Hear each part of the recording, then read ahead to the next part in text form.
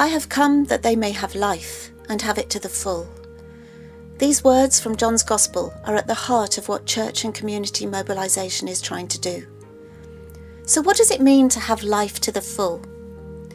It can be summarised as 4 things. It's emotional well-being and being at peace with ourselves.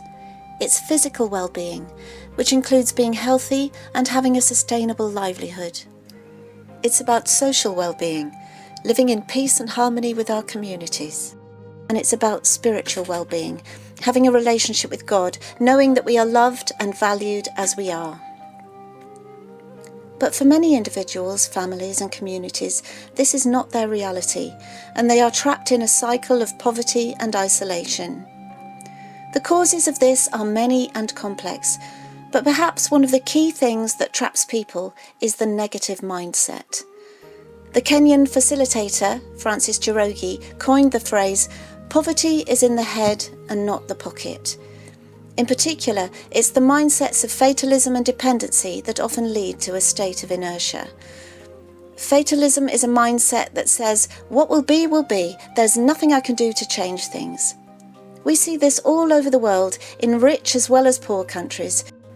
People young and old who believe life is hopeless and will never get any better, and sometimes choose escapism in the form of negative behaviours and addictions. Dependency is the belief that the only way out of poverty is through outside aid, and so communities become dependent on foreign aid or rely on benefit systems. Even our churches can have these negative mindsets.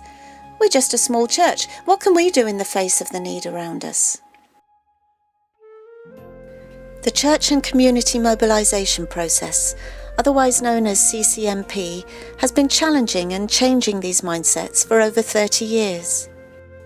One of the underlying principles of CCM is that we are all created in the image of God and are invited to participate in what God is doing in the world, using our God-given gifts and resources for the good of others. We all have something to bring, and we all need each other's help. Through this process, the church is a catalyst for change in the community. The church members are envisioned through creative, in-depth Bible studies, which help them to see familiar passages in a new way and understand the biblical mandate for the church to be salt and light in its community, particularly with regard to the poor, the vulnerable, and the marginalised. Once envisioned, the church members strengthen relationships with their community, and then with the help of simple participatory tools, together with the community, they gather information, analyse that information, and then plan projects or initiatives for the common good, using their own resources. Agencies including Tear Fund, the Mothers Union, Compassion International, and World Vision have commissioned resources documenting this process. And these resources are now being used in over 40 countries and translated into around 20 languages. As a result, fatalistic and dependent mindsets are being changed. Relationships are forming across cultures and across faiths, and communities are becoming self-sufficient. Instead of being regarded as irrelevant buildings, envisioned churches are now the heartbeat of their communities and are growing as a result. One of the key factors changing mindsets in church members has been the power of creative, in-depth Bible study. And so why have the Bible studies been so transformational? Firstly, many people in churches are just used to listening to the preacher and hearing his or her interpretation of a Bible passage. When church members go through the CCM process, for many this is the first time they've studied the Bible for themselves and allowed the scriptures to speak to them personally and discuss their insights with others, and this can help to change mindsets. And then there is the power of creativity. The Bible is full of amazing stories of transformation, particularly the stories of those who encountered Jesus. But these passages are largely written as a sequence of events. The emotions of the people whose lives have been transformed are rarely visited in Scripture, so we have found that the use of drama and art to bring these passages alive has been key in helping people empathise and identify with the characters and see familiar passages in a different way. Through entering into the Bible stories in this profoundly personal way, the words on the page go from the head to the heart. New insights are shared as groups reflect on the drama and the art, discuss questions on the Bible passage, and apply the learning to their own contexts. The chosen passages show clearly the church's role in the community, in particular with regard to the poor and the marginalised. The themes of vision, compassion, prejudice and faith are studied in depth, and most importantly, what it means to love God with all our heart and our neighbour as ourselves. Mindsets in the community have changed through an envisioned church, building and strengthening relationships with their community based on love and acceptance, and through this giving people hope and a desire to reach their potential as individuals and as a community. This involves the church and community working together to identify their resources and needs, plan projects or initiatives to improve the livelihoods and the well-being of the whole community. This is achieved through using a range of simple tools which empower everyone to plan together and make key decisions for the future of their community.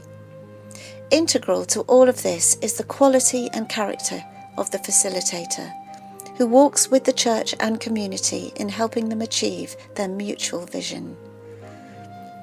All over the world, we are seeing this process become a way of life for transformed churches and communities who are working together to find solutions to their issues, bringing Isaiah's vision of a world living in communal harmony just a little closer. So let's look at a couple of examples of the impact that CCM has had in the world. The Nusu community live on the island of Lembeh in Indonesia.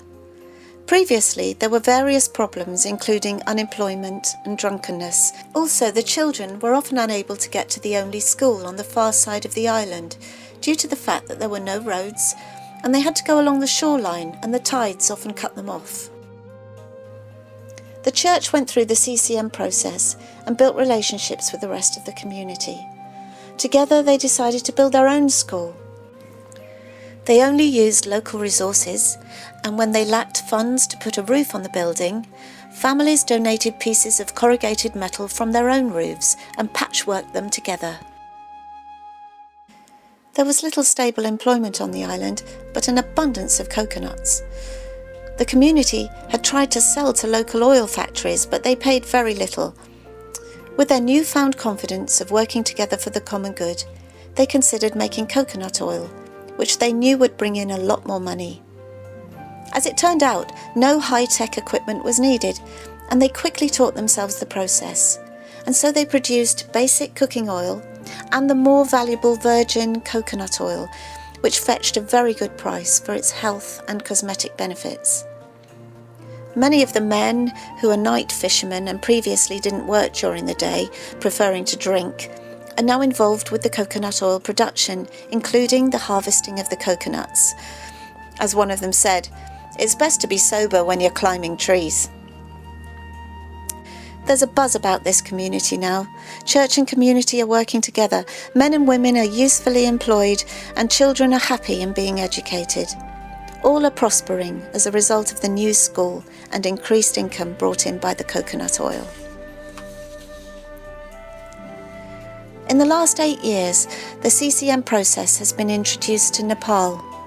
Nepal is primarily a Hindu and Buddhist country, with Christianity very much a minority religion at present, although it is growing all the time. One group of 12 churches in the remote dialect region in the Midwest of the country was envisioned by the CCM process and started to build relationships with the community and local authorities by cleaning streets and building public toilets, which was thought of as a very demeaning task. Also, as a response to the Good Samaritan Bible study, Love Your Neighbour as Yourself, they decided to give their firstborn goats to the needy Hindu and Buddhist families around. Because of these gestures of humility and generosity, trust was built, and the 12 churches gained approval and support from the local communities, and this led to the setting up of self-help groups, which are composed of Hindus, Buddhists and Christians. The youth in the church and community also found a way of using their youth and strength as a resource for the common good.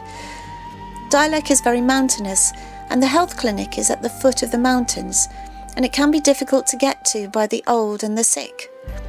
So the young people constructed stretchers, and through a mobile phone coordinated system, they would run up the mountains with the stretchers and carry the old and sick down to the health centre.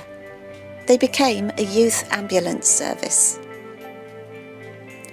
All 12 churches have seen a growth in attendance and commitment, and have been recognised as catalysts in the community for improving literacy, healthcare, income generation and food security. Like these 2 case studies, churches all over the world are strengthening their relationships with their communities and beginning to reconcile differences and transform livelihoods. It's not a sophisticated process. It's about releasing potential and people using what God has given them for the common good to give our churches and communities a hope and a future.